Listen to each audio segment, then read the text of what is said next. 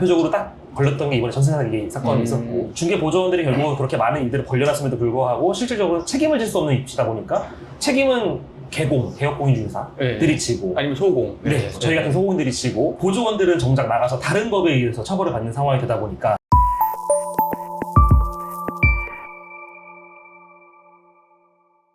네, 오늘은 조현진이가 네. 그때 커피 마시면서 얘기했던 네. 술방, 네. 술 마시면서 한번 얘기하고 싶다. 드디어 제가 얘기를 했잖아요. 네. 원하는 분위기가 나왔습니다. 아, 그래요? 소고기에다가 소주에다가 일단은 네. 커피에서는 약간 아쉬웠는데 네. 드디어 이제 요 초록병에다가 네. 원하는 분위기가 나왔습니다. 와인보다는 소주가 낫다. 훨씬 낫습니다. 예. 한국인이라 예. 훨씬 낫습니다. 그렇죠.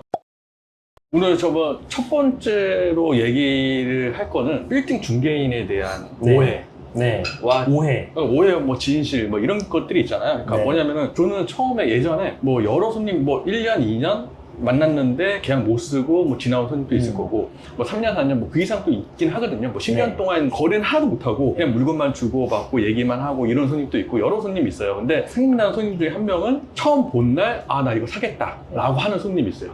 그래서 제가 한 2일, 3일 정도 이제 매도자하고 협상을 해야 되니까, 원래 그 매도자분하고 매수자분하고 금액 뭐 조건이 딱 맞으면 좋겠지만 그게 안 맞으면 가갖고 이제 협상을 해야 되잖아요. 그렇기 때문에 제가 2, 3일 후에 계약을 치른 적도 있고, 그리고 어떤 분은 뭐 가로길에 있는 건물인데 그분은 내가 여기 자주 갔던 곳이다.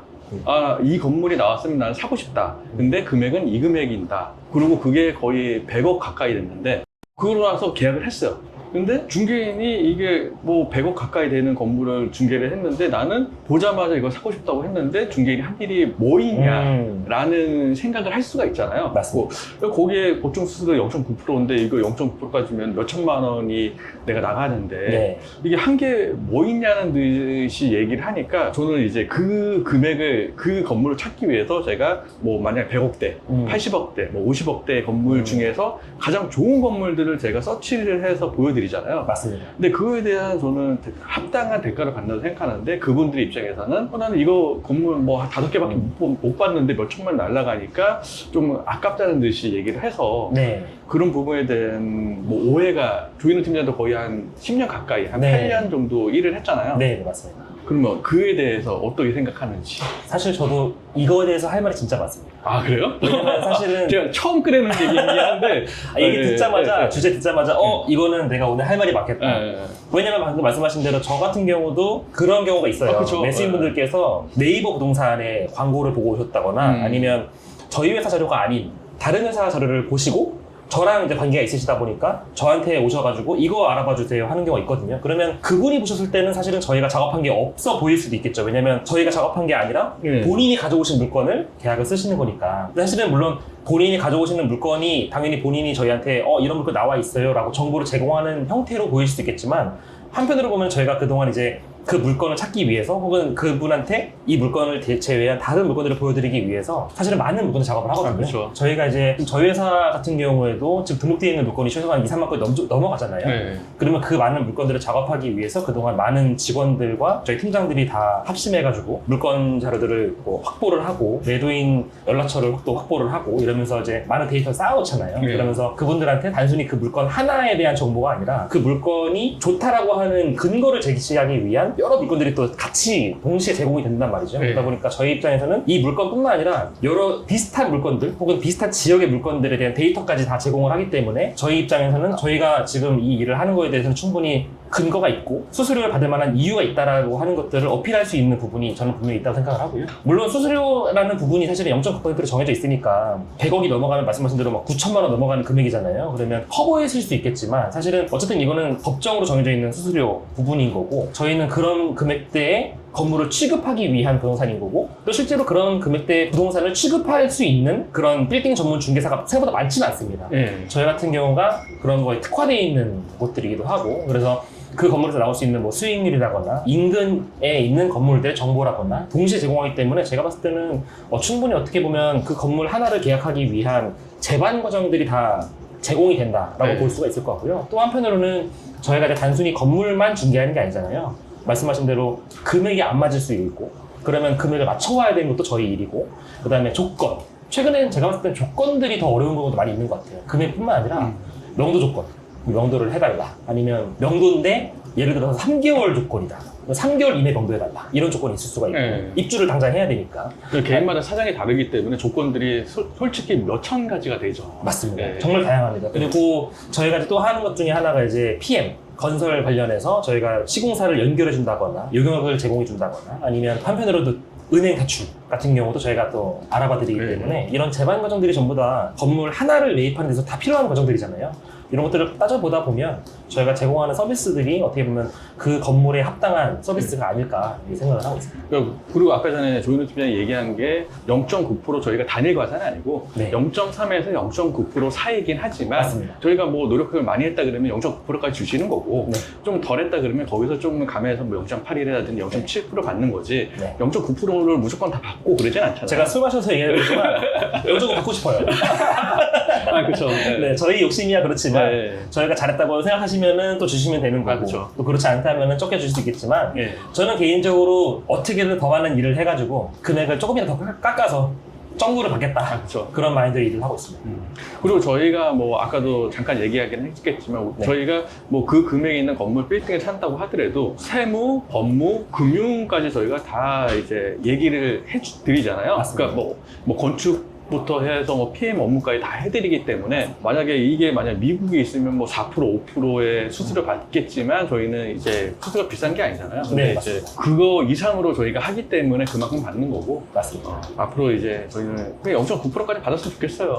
저희가 일한 만큼 주시면 좋을 것 같습니다. 네, 그래. 다만 이제 어쨌든 뭐 아까 말씀하신 대로 결국은 저희가 금액을 만들어 오는 거, 대출을 만들어 오는 거 이것도 저희 다 일이기 때문에 그런 거를 한다고 하셔가지고 결국은 저희가 해온 거에 대해서 그렇게 본인이 원래 보셨던 금액보다 더 윗금액의 건물을 보신다거나 아니면 본인이 원래 보셨던 금액의 아랫금액으로 계약을 하신다고 하시면 그만큼 이득이시니까 결국 저희는 그 이득을 만들어드리고 돈을 버는 사람들이니까 저희는 그만큼 일을 하고 그에 따른 돈을 주시면 너무 좋습니다. 근데 이제 저희가 좀 오해하는 부분 중에 하나가 둘 다 이제 공인중개사 자격증이 있잖아요. 공인중개사 자격증 없이 빌딩 중개하는 사람들이 생각보다 많아요. 맞습니다. 금액이 뭐 50억짜리일 수도 있고 100억짜리, 200억짜리일 수도 있고 금액이 큰데 어떻게 국가에서 공인된 자격증 하나 없이 중개를 하려고 하는지 그게 또 수수하고 또 연결이 되는 거거든요. 당연합니다. 그런 것도 한번 체크를 해보시고 중개를 의뢰를 하시는 게 좋을 것 같긴 해요. 아무래도 중개사 같은 경우는 단순히 자격증을 따는 걸 넘어서서 법적인 책임을 진다는 의미가 있잖아요. 저희가 어떤 중개 사고가 났을 때 법적으로 책임을 질 수 있는 사람들이라는 의미도 되는 거고 그다음에 그만큼 이제 법적인 것들을 공부해가지고 법적인 뭐 등기에 대한 거든 법적인 것에 대한 민법이든 그런 것에 대한 기본적인 지식을 갖고 분석을 하시는 사람이라고 보는데 실제로 말씀하신 대로 중개 보조원들이 이 업계에 되게 많잖아요. 저희가 강남에 있는 빌딩 전문 중개사들만 500명이 넘는 걸로 알고 있는데 그 이상 되죠. 근데 그 중에서 제가 봤을 때는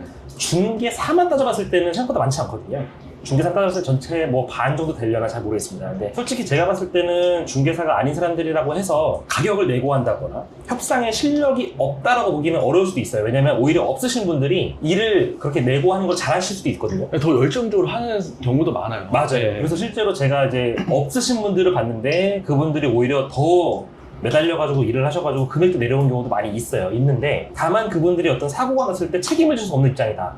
라는 게 이제 대표적으로 딱 걸렸던 게 이번에 전세 사기 사건이 있었고 중개 보조원들이 결국은 그렇게 많은 일들을 벌려놨음에도 불구하고 실질적으로 책임을 질 수 없는 입지다 보니까 책임은 개업공인중개사들이 지고 아니면 소공 저희 같은 소공인들이 지고 보조원들은 정작 나가서 다른 법에 의해서 처벌을 받는 상황이 되다 보니까 이런 일들이 현장에서 덜어 있습니다. 그래서 제가 봤을 때는 특히나 최근엔 또 그런 게 있잖아요. 국토정보 사이트에 들어가 보시면 중개 회사들마다 개공이랑 소공이랑 그다음에 보조원의 이게 정보를 보실 수가 있어요. 전부 다 지금 열람이 되고 있으니까. 그래서 한 번쯤 확인해 보시면 어떨까 이렇게 생각이 되고요. 실제로 저희뿐만 아니라 다양한 중개법인들이 있지만 중개법인들 중에서 상당수는 제가 봤을 때는 없거든요. 어떤 같은 경우는 제가 최근에 찾아보다 보니까 전체 한 20명 좀 넘는 임직원들이 있는데 그 중에서 3명 빼고 다 없더라고요.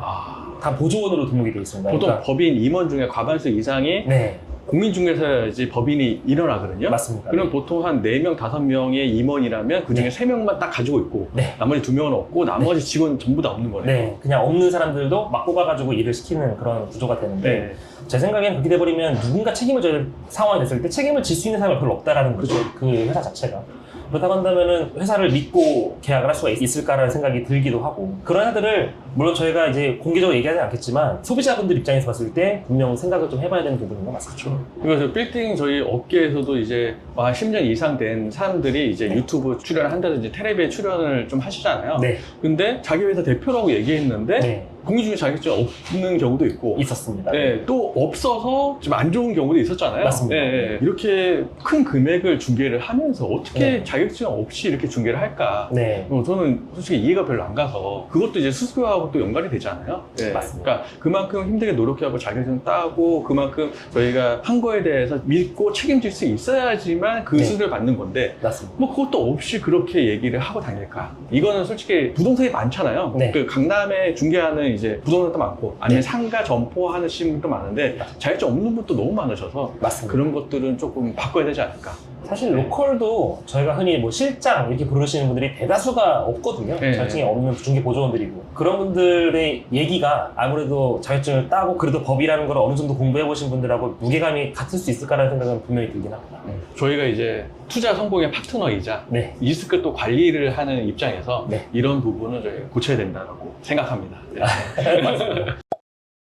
두 번째 주제는 이제 빌딩 투자의 단점. 왜 빌딩 투자를 할까라는 생각을 하게 되거든요. 예. 그러니까 뭐냐면은 최근 들어 이제 거래가 많이 일어나긴 하지만 한 10억대, 20억대 빌딩들이 거래가 많이 일어나요. 맞습니다. 네. 근데 이게 보통 그런 건물이라도 한번 직접 임장을 가보고 아 이게 진짜 할 만한지 뭐 아침, 점심, 저녁으로 가보고 이게 유동인구 많으니까 이 월세가 잘 들어올지를 고민을 해야 되는데 그게 네. 아니라 아파트도 아닌데 뭐 1시간, 2시간 만에 결정을 하고 네. 사고 그리고 나중에 제가 볼 때 이게 팔 때는 또 손해보고 팔 수도 있거든요. 네. 그러니까 그런 거 걱정 안 하고 하는 것 같아요. 왜냐면 나 이제 건물 주다, 빌딩 주다. 뭐 친구들은 얘기할 때 나 건물 하나 갖고 있어, 조그만 거 갖고 있어, 막 이런 상가주택 갖고 있어 이러니까 그런 거에 대한 피해가 나중에 진짜 빌딩 투자하시는 분한테 가지 않을까라는 생각이 가거든요. 그런 빌딩 투자의 단점에 대해서 어떻게 생각하나요? 일단 사실 이렇게 된 분위기 자체가 어떻게 보면 저희 같은 회사들이 한몫을 했다고 보거든요. 그렇죠. 왜냐면 저희는 사실은 프로그램만 가지고 다 할 수 있잖아요. 왜냐면 빌딩 투자라는 게 기본적으로 돈 넣고 돈 먹는 거기 때문에 네. 저희가 아파트처럼 거주를 한다거나 하는 게 아닌 경우가 많기 때문에 투자 목적이기 때문에 기본적으로 뭐 거기에 직영하시는 분들이나 이런 분들은 노는 내겠지만 그런 분들 제외하고 철저하게 임대 수입 받다가 나중에 엑시트 하는 목적이라고 한다면 솔직히 굳이 안 갈 수도 있게끔 저희가 프로그램들 너무 잘 만들어 놨거든요. 그렇죠. 저희 뭐 매매가부터 시작해서 대출이 얼마 가능한지 어떻게 공사를 할 수 있는지 도면부터 시작해서 다 보실 수가 있으니까 한편으로 제가 봤을 때는 이런 분위기가 저희처럼 이제 시스템화되어 있는 중개법인들이 만든 것 같다 이렇게 생각이 되긴 되고요. 다만 말씀하신 대로 이제 현장을 가보시는 게 당연히 장점이 될 수밖에 없는 게 저는 항상 현장에 답이 있다고 생각을 하거든요. 현장에 가보셔야 거기에 저희가 설명하지 않았던 진짜 다양한 부분들이 보이고 저희가 아무리 뭐 여기에서 이 길 괜찮습니다. 사람들 꽤 다녀요. 혹은 뭐 여기 건물 생각보다 괜찮습니다라고 얘기하더라도 현장에 가보시면 저희가 설명하지 않았던 부분들이 분명히 보이실 것이고 그렇게 가보셨을 때 느끼는 게 되게 많기 때문에 저는 개인적으로는 말씀하신 대로 되게 그런 부분에 되게 동의를 많이 하고요. 반드시 저도 매입하실 때 현장에 한번 가보셔라. 그리고 이 건물을 뭐 흔히 얘기하는 게 저희가 단순 판매직이 아니라 저는 그렇게 표현하거든요. 항상 저희는 부동산계의 듀오다. 건물을 파는 게 아니라 소개팅을 시켜준 거죠. 매수인과 건물관의 소개팅. 그렇기 때문에 매수인도 이 건물 딱 봤을 때 느낌이 와야 되거든요. 괜찮은데? 단순히 뭐 금액이나 평가가 떠나서 건물에 대한 느낌도 있잖아요. 내가 원하는 어떤 건물의 스타일, 입지 이런 것들이 있는데 그런 데로 꼭 가보셔가지고 내가 원하는 건물 찾으셔야 되는 거지. 사실은 간혹 가다 보면 말씀하신 대로 되게 진짜 주식하듯이 돈만 넣고 돈 빼려는 분들이 꽤 많이 계시거든요. 이런 부분들은 또 그분한테도 좋지 않지 않을까 이렇게 생각이 되긴 합니다. 보통 이제 한 20억, 30억짜리 건물을 샀다고 이거를 뭐 가만 놔두면 월세 잘 들어오겠지라고 생각을 하는데 그렇지 않거든요. 맞습니다. 임대료가 적으면 적을수록 임차료를 밀릴 가능성이 커요. 맞습니다. 보통 고시원 같은 경우는 만약에 월세가 뭐 50이다, 40이다 이런 사람하고 풀 원룸이잖아요. 그런데 뭐 200, 300 하는 데고 밀릴 가능성은 고시원이 훨씬 더 커요. 그러니까 월세가 적으면 적을수록 훨씬 더 밀릴 가능성이 크긴 하는데 이거를 20억, 30억짜리면 솔직히 소액 임차인들이 많잖아요. 밀릴 가능성이 크거든요. 근데 그거를 이거 하면은 월세 뭐 통장에 뽑았고 잘 들어오겠지 보통 이제 은행 같은 데 가면은 내가 한 20억, 30억 있다 그러면은 은행 가면은 VIP 대접해주고 뭐 회장님 얘기하고 뭐 사장님 얘기하고 대표님 얘기하고 막 이러잖아요. 맞습니다. 뭐 대접 받으고 생각하는데 실상은 그렇지가 않거든요. 맞습니다. 20억, 30억짜리 하면 화장실에 변기 막히면 전화가 와. 맞습니다. 변기 막혔다. 맞습니다. 그리고 만약에 비가 많이 와갖고 누수 만약에 빗물 새거나 뭐 이럴 수 있잖아요. 그래서 빗물 새갖고 지금 그 뭐 사무실에 지금 물이 뚝뚝 떨어진다 그러면 가 고쳐주고 뭐 전파사 불러야 되고 막 이게 막 불러야 되잖아요. 심지어 강남은 5, 60억짜리도 그렇습니다. 그런데 그거를 모르고 건물주라고 하니까 막상 그냥 무조건 사는 경우가 있어요. 맞습니다. 그러니까 그런 걸 솔직히 조심해야 되거든요. 그것도 솔직히 월세가 만약에 한 1,000만 원 정도 한 달에 나온다. 네. 그러면 한 100만 원 정도, 한 80만 원 정도 줬고 주변에 있는 부동산에 시킬 수도 있어요. 네. 그러니까 만약 이런 게 있으면 처리하고 후에 내가 월세 뭐 주겠다, 그 실비를 주겠다라고 해서 맡기는 경우가 있는데 네. 솔직히 월세 한 3, 400, 4, 500짜리는 맡길 수도 없어요. 맞습니다. 그 맡기고 나면 마이너스거든요. 네. 근데 그런 거를 혹해서 그냥 사는 경우가 있어요. 그러고 나서 뭐 한 6개월, 1년 하면은 너무 힘드니까 더 싸게 팔고 막 마이너스 되고 팔고 손해보고 파는 경우가 많은데 진짜 이런 건 조심해야 된다. 그러니까 빌딩 같은 경우는 황금성이 그렇게 썩 좋지가 않아요. 네. 아파트랑 달라요. 네. 뭐 20억, 30억짜리 황금성 좋겠지라고 생각할 텐데 그렇지 않아요. 그러니까 그런 부분에 대해서 좀 더 많이 고민을 하고 생각을 해야 된다. 그리고 최근 들어 강남도 임대가 공실률이 좀 있어요. 맞습니다. 근데 그런 거 생각 안 하고 내가 월세를 법정 이상 5%만 올리자. 올리면 다 나가요. 맞습니다. 그러니까 그런 내가 올릴 수 있는 건물인지 아닌지 체크를 해야 되는데 그런 것도 체크 안 하고 이제 매입을 하시는 경우가 많기 때문에 네. 그런 거 좀 조심해라라고 얘기를 드리고 싶습니다. 그런 거 사면 진짜 망합니다. 맞습니다. 고시원이나 네.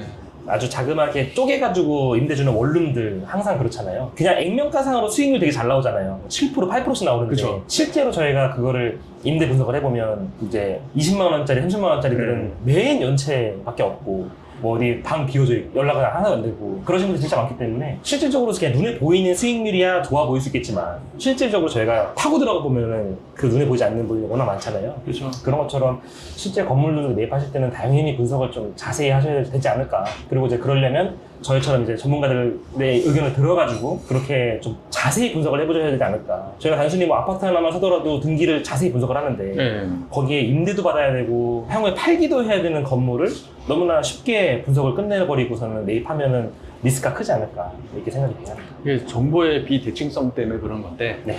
진짜 뭐 10억, 20억짜리 건물을 사시더라도 네. 진짜 많이 분석을 해야 돼요. 고민을 하시고. 여기서 잠깐 그 아까 그 중개 보조원 얘기랑 네, 잠깐 네. 연결된다고 한다면 이런 데 책임이 적다라고 하는 게 제가 봤을 때는 아마 전세 사기라든가 이런 사기를 일으키는데 더 큰 요인이 되지 않을까 이렇게 생각이 됩니다.